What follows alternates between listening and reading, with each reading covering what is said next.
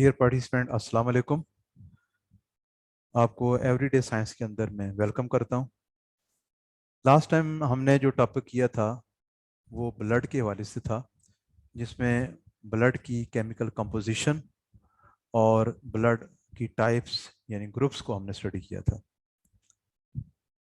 अब आज का जो टॉपिक है वो उसी टॉपिक से ही रिलेटेड है, वो कि इतना ज़्यादा इम्पोर्टेंट नहीं है, लेकिन ब्लड की सर्कुलेशन को समझने के लिए जो है ये आपको इस सिस्टम के बारे में जानना ज़रूरी है। तो ह्यूमन बॉडी जो सर्कुलेटरी सिस्टम है उसमें दो तरह की चीज़ें हैं। एक है ह्यूमन हार्ट और दूसरा है ब्लड वेसल्स। तो स्टार्ट हम ह्यूमन हार्ट से करते हैं कि ह्यूमन हार्ट जो है वो कैसे काम करता है, इसकी क्या स्ट्रक्चर है। ह्यूमन हार्ट जो है, इसका अगर वेट देखा जाए, आपके साथ सामने ये फैक्ट फाइल दी हुई है जिसमें ह्यूमन हार्ट से रिलेटेड फैक्ट्स जो है वो भी डिस्कस कर रहा हूँ। ह्यूमन बॉडी का जो हार्ट है उसका वेट 300 ग्राम है। मेल और फीमेल में वेट में फ़र्क पाया जाता है। फीमेल के अंदर ये 25% लेस वेट होगा, यानी आप कह सकते हैं कि 225 जो है वो ग्राम इसका वेट फीमेल के अंदर होगा और मेल के अंदर 300 ग्राम वेट होगा। ये सामने आपके हार्ट की एक डायग्राम शो की गई है। इसको अगर आप गौर से देखें तो बाहर की तरफ ये रेड कलर की जो बाउंड्री है, ये वाली, ये बाउंड्री जो है इसको हम नाम देते हैं पेरिकार्डियम। ये गलाफ की सूरत में पूरे हार्ट को कवर कर रही है और इसके अंदर की तरफ एक फ्लूइड होता है जिसको हम पेरिकार्डियल फ्लूइड कहते हैं। ये बाहर पेरिकार्डियम है और अंदर जो फ्लूइड पाया जाता है वो पेरिकार्डियल फ्लूइड है, जो कि हार्ट के अंदर ये जो चैम्बर्स मौजूद है, ये ऊपर खाना नज़र आ रहा है, उसके नीचे नज़र आ रहा है। इस तरह से लेफ्ट साइड पे भी ऊपर एक खाना है और नीचे भी खाना है। तो इन खानों को शॉक से बचाने के लिए या इंजरी से बचाने के लिए पेरिकार्डियल फ्लूइड जो है वो एक प्रोटेक्टिव लेयर के तौर पर काम करता है। अब इसमें जो इम्पोर्टेंट चीज़ देखने वाली है वो इसके चैम्बर्स और वाल्व्स हैं। चैम्बर जो हैं दो तरह के हैं इसमें।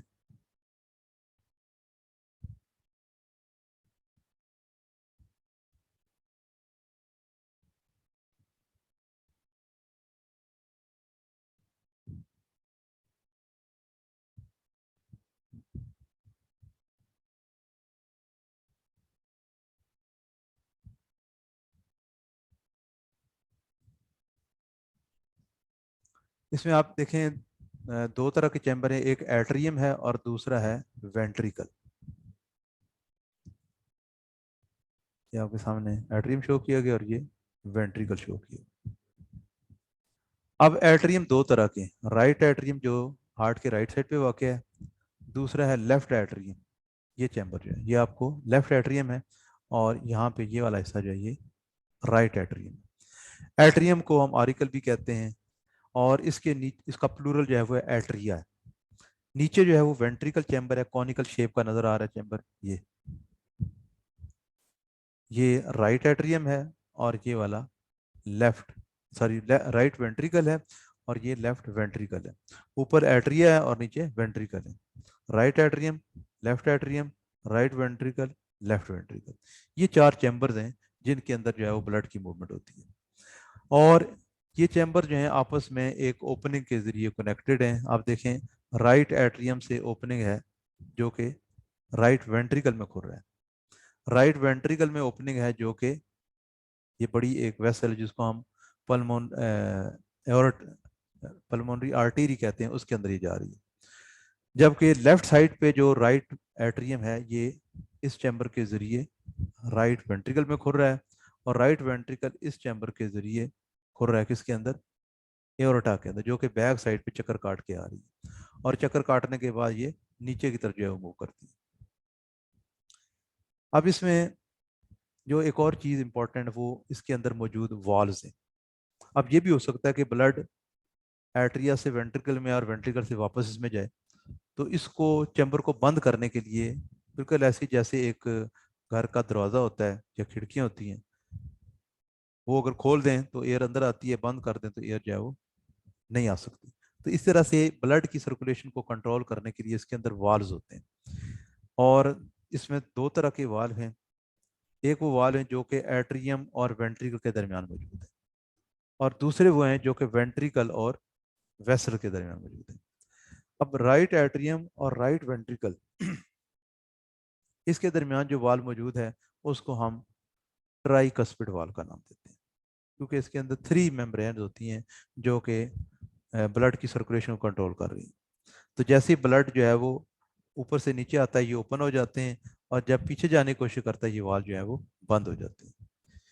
इसी तरीके से लेफ्ट साइड पे आप देखें तो बाई कस्पिड वाल्व होगा, इसमें 2 फ्लैप्स होते हैं, दो जो है मेम्ब्रेनस स्ट्रक्चर होती हैं जो कि ओपनिंग और क्लोजिंग के जरिए ब्लड की सर्कुलेशन को लेफ्ट आर्टरियम से लेफ्ट वेंट्रिकल की तरफ प्रमोट करती हैं। और लेफ्ट वेंट्रिकल से जो वाल्व ओपन होते हैं एओर्टा के अंदर, उसको हम नाम देते हैं एओर्टिक वाल्व, और ये सेमी न्यूनर वाल्व कहलाते हैं।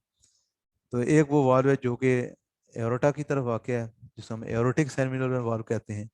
और दूसरा जो है अगर आप देखें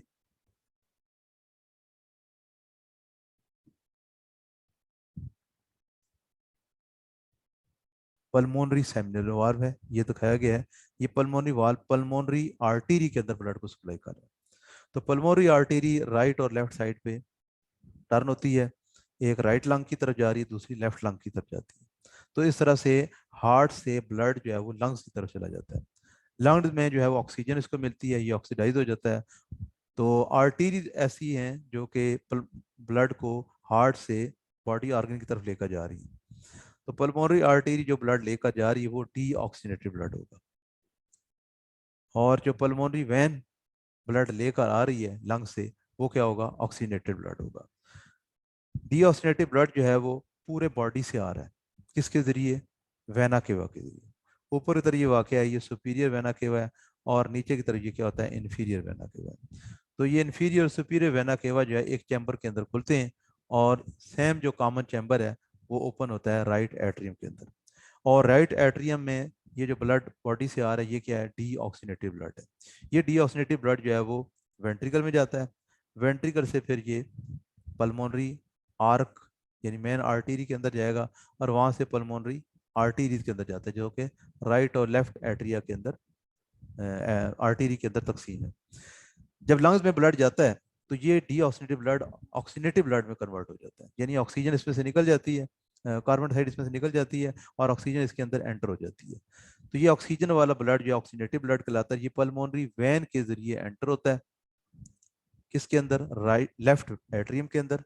लेफ्ट एट्रियम कॉन्ट्रैक्ट होती है तो ये लेफ्ट वेंट्रिकल के अंदर जाता है, लेफ्ट वेंट्रिकल कॉन्ट्रैक्ट होती है तो ये फिर एओर्टा के अंदर चला जाता है, और एओर्टा जो है इसको पूरे बॉडी के अंदर जो है सप्लाई कर देता है। इस तरह हार्ट की सर्कुलेशन बॉडी के जो लंग्स हैं और बाकी बाकी जो पार्ट्स हैं उसके दरमियान जारी रहती है। तो नीचे एक टॉपिक जो दिया हुआ है, सब टॉपिक मैंने शो किया है ब्लड की सर्कुलेशन के हवाले से। दो तरह की, एक पल्मोनरी सर्कुलेशन है और दूसरी सिस्टेमिक सर्कुलेशन है। पल्मोनरी सर्कुलेशन जो है वो हार्ट की लंग्स के साथ सर्कुलेशन, यानी हार्ट और लंग्स के दरमियान जो ब्लड एक्सचेंज करता है मटेरियल का, वो पल्मोनरी सर्कुलेशन कहलाती है। और हार्ट का बाकी टिश्यूज के साथ, जिसमें दूसरे किडनीज आ जाते हैं, ब्रेन आ जाता है, लिवर आ जाता है, या लेग्स का पोर्शन आ जाता है, आर्म का पोर्शन आ जाता है, ये सारी सर्कुलेशन जो है क्या कहलाती है, सिस्टेमिक सर्कुलेशन कहलाती है। अब ये जो हार्ट जो है ये ब्लड को जो पंप करता है तो उसका मैकेनिज्म क्या है, इसके अंदर एक बकायदा साइकिल चलता है जिसको हम कार्डिक साइकिल कहते हैं। जब ये लफ्ज कार्डिक आ जाए तो इसका मतलब है कि इसका ताल्लुक हार्ट से होगा। तो कार्डिक साइकिल जो है ये दो मेन पोर्शन पर मुश्तमिल है। पहला हिस्सा कहलाता है कार्डिक डायास्टोल, और दूसरा कहलाता है कार्डिक सिस्टोल। डायास्टोल में हार्ट जो है वो रिलैक्स होता है, यानी इसके अंदर जो स्पेस है वो बढ़ जाती है, और कार्डिक सिस्टोल के अंदर हार्ट जो है वो कंट्रैक्ट होता है। उसमें जो इसके जो एट्रिया हैं, वेंट्रिकल हैं, ये क्या करते हैं, वन बाय वन कॉन्ट्रैक्ट और रिलैक्स होते हैं। तो जो डायस्टोल का अमल है, जो कार्डिक डायस्टोल कहलाता है, ये 0.4 सेकंड के अंदर होता है। आप देखें ये पहला जो साइकिल के अंदर पोर्शन है ये कार्डिक डायस्टोल है, मेन पोर्शन ये है। इसके बाद एट्रियल सिस्टोल होगा और फिर वेंट्रियल सिस्टोल होगा। तो जब डायस्टोल का अमल होता है तो बाकी बॉडी से जो ब्लड है वो पहले एट्रियम में आता है, और ये एट्रियम दो हैं आप देखें, ये राइट एट्रियम है और ये क्या है, लेफ्ट एट्रियम। राइट एट्रियम में जो ब्लड आ रहा है वो सुपीरियर वेना केवा और इन्फीरियर वेना केवा के जरिए आ रहा है, जबकि लेफ्ट एट्रियम में जो ब्लड आ रहा है वो पल्मोनरी वेन के जरिए आ रहा है। तो अब आप देखें ये दोनों जो स्ट्रक्चर्स हैं ये क्या करती हैं, ब्लड को इस चैम्बर के अंदर फेंक रही हैं। तो दाएं तरफ जो खून है जो राइट एट्रियम में आ रहा है ये क्या होगा, डीऑक्सीनेटेड ब्लड होगा, और बाएं तरफ जो होगा ब्लड ये क्या होगा, ऑक्सीजनेटेड ब्लड होगा। तो जब ये दोनों ब्लड एंटर होंगे तो उस वक्त ये एट्रिया और वेंट्रिकल जो है ये रिलैक्स हालत के अंदर होते हैं, यानी इनके अंदर काफ़ी स्पेस होती है। जब ये ब्लड इसके अंदर एंटर हो जाते हैं तो सबसे पहले एट्रिया कॉन्ट्रैक्ट होते हैं, इसको हम एट्रियल सिस्टोल का नाम देते हैं। इसके बाद वेंट्रिकल जब कॉन्ट्रैक्ट होंगे तो उसको हम वेंट्रिकल वेंट्रिकल सिस्टोल का नाम देते हैं। वेंट्रिकल सिस्टोल के जरिए क्या होगा, ब्लड जो है वो वेसल्स के अंदर एंटर हो जाता है। राइट साइड पे अगर आप देखें तो ये पल्मोनरी आर्टरी की तरफ चला जाएगा, और लेफ्ट साइड वाला ब्लड जो है वो एओर्टा की तरफ चला जाएगा। आर्टरीज जो है लंग्स की तरफ ब्लड को सप्लाई कर देंगी और एरोटा इसको बाकी बॉडी की तरफ सप्लाई कर देंगी। तो दूसरे अल्फाज में आप कह सकते हैं कि ये पल्मोनरी आर्टरी जो है वो पल्मोनरी सर्कुलेशन को कंट्रोल कर रही है, और एरोटा जो है ये सिस्टेमिक सर्कुलेशन को कंट्रोल कर रहा है। तो इस तरह से हार्ट जो है वो कॉन्ट्रैक्ट और रिलैक्स होकर कार्डिक साइकिल के जरिए ब्लड को बॉडी के टिश्यू के दरमियान जो है और आपस लंग्स के दरमियान जो है वो सर्कुलेशन को कंप्लीट करता है।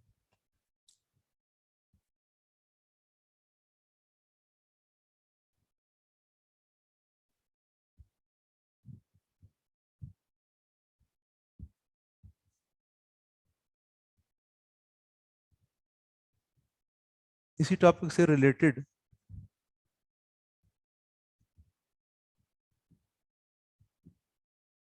एक और टॉपिक, इस टॉपिक से रिलेटेड नीचे एक और टॉपिक है, वो हार्ट रेट के हवाले से डिस्कस किया गया है। मैन के अंदर और वमेन के अंदर हार्ट रेट जो है वो मुख्तलिफ है, इसको हम पल्स रेट का नाम भी दे सकते हैं, यानी पल्स को फील करके आप बता सकते हैं कि हार्ट बीट रेट क्या है। मैन के अंदर जो है वो 70 टाइम्स है पर मिनट, एक मिनट में 70 मरतबा हार्ट जो है वो कॉन्ट्रैक्ट और रिलैक्स होता है, जबकि वुमेन के अंदर इसकी तादाद ज़्यादा है और वो है 75 टाइम्स पर मिनट। तो इस तरह से ये तीन चीज़ें जो हैं वो हार्ट के हवाले से पूछी जा सकती हैं। सिस्टेमिक सर्कुलेशन क्या होती है, परमोनी सर्कुलेशन क्या होती है, और कार्डिक साइकिल जो है उसमें सिस्टोल और डायस्टोल जो है वो क्या है। डायस्टोल जो है उसमें 0.4 सेकंड लगते हैं, एट्रियल सिस्टोल के अंदर 0.1 सेकंड लगता है, और वेंट्रिकुलर सिस्टोल के अंदर जो है वो 0.3 सेकंड लगते हैं।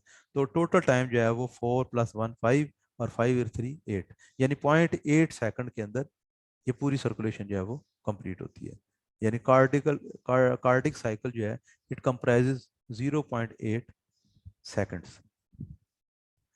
अब ये जो टॉपिक आपको पढ़ाया गया इससे रिलेटेड फैक्ट जो आपके सामने बयान की गई इसमें आप देख सकते हैं कि आर्टरीज, कैपिलरीज और वेन्स को डिस्कस किया गया है, और इससे पहले के जो पॉइंट है वो वही हैं जो कि अभी मैंने डिस्कस किए।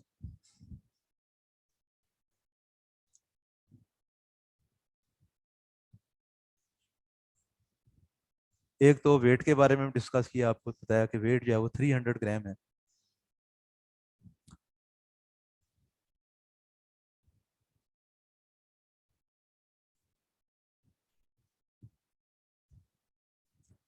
इसके बाद हार्ट जो है मेम्ब्रेन के अंदर इनक्लोज है जिसको पेरिकार्डियम कहते हैं, और उसके अंदर जो फ्लूइड है उसका नाम क्या है, pericardial fluid.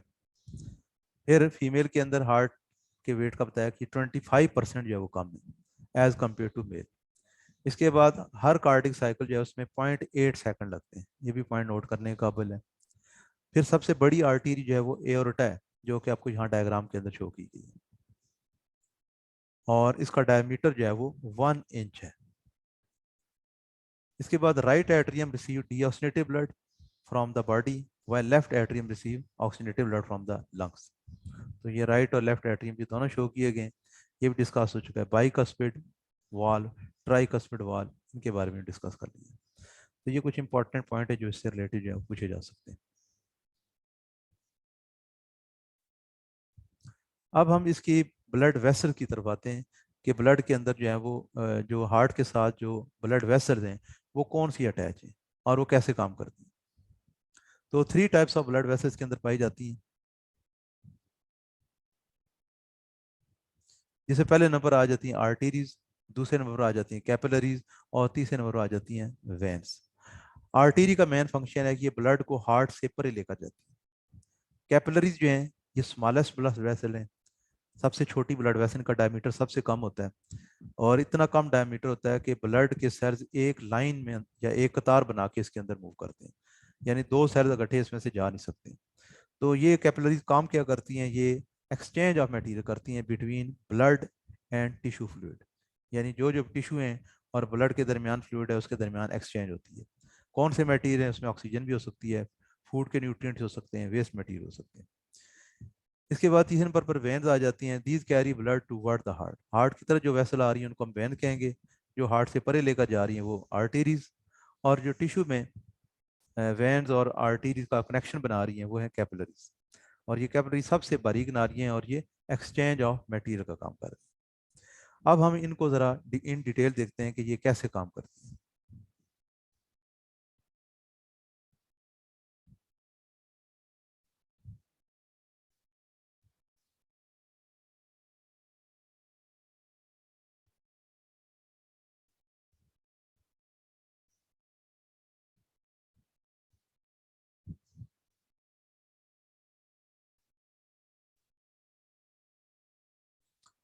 Important blood vessels जो हैं उसमें कॉर्नरी आर्टरीज हैं जो कि हार्ट मसल को ब्लड सप्लाई करती हैं। इंटरकोस्टल आर्टरीज जो हैं ये रिब्स यानी पसलियों को जो है ब्लड सप्लाई करती हैं। इसी तरह से मेजेंट्री जो है ये गट से रिलेटेड जो स्ट्रक्चर है उसको नाम देते हैं, और डाइजेस्टिव ट्रैक्ट को ब्लड जो है वो मेजेंट्रिक आर्टरी जो है सप्लाई करती है। इसके बाद हेपेटिक आर्टरी आ जाती है। हेपेटिक का मतलब होता है लिवर, तो ये लिवर को ब्लड सप्लाई कर रही है। रेनल आर्टरी, इनका तलक जो है एक्सक्रीटरी सिस्टम से है, और एक्सक्रीटरी सिस्टम को कौन कंट्रोल कर रहे हैं, किडनी कंट्रोल कर रहे हैं, तो किडनी को रेनल आर्टरी ब्लड सप्लाई कर रही है। फीमोरल आर्टरी जो है आपको पता ही है, स्केलेटन सिस्टम में आपने फीमोरल के हवाले से स्टडी किया कि ये अपर जो थाइज हैं, टांगे हैं, उनको ब्लड सप्लाई करती हैं। उसमें फीमर बोन जो है वो मौजूद होती है, उसी तरह से ये मिलता जुलता है। तो आप ये याद रखें कि ये टांगों को ब्लड सप्लाई कर रही है। ब्लड की डिस्कवरी के लिहाज से दो साइंटिस्ट के नाम इंपॉर्टेंट हैं। पहला जो है इब्न नफीस है जो कि एक मुस्लिम फिजिशियन था, और दूसरा है विलियम हार्वे। इब्न नफीस जो है इसने सबसे पहले ये बताया कि ब्लड की सर्कुलेशन का रास्ता कौन सा है, उसका कौन सा पाथ वे है जिसके अंदर ब्लड जो है मूव करता है, हार्ट से ब्लड कहाँ कहाँ जाता है और कैसे सर्कुलेट होके वापस आता है। इसके बाद एक यूरोपियन साइंटिस्ट था विलियम हार्वे, उसने हार्ट के पंपिंग एक्शन को डिस्कस किया, और आर्टरी और वेन में जो पूरा पाथ वे है ब्लड का उसको डिस्कस किया। और एक बात जो इम्पोर्टेंट याद रखने वाली है कि जितनी भी आर्टरीज हैं उनके अंदर ऑक्सीनेटेड ब्लड होता है। वो ऑक्सीनेटेड ब्लड जो है वो बॉडी टिश्यू की तरफ सप्लाई करती है, जबकि पल्मोनरी आर्टरी जो है इनके अंदर डी ऑक्सीनेटेड ब्लड होता है, इसमें ऑक्सीनेटेड ब्लड नहीं पाया जाता है। इसी तरीके से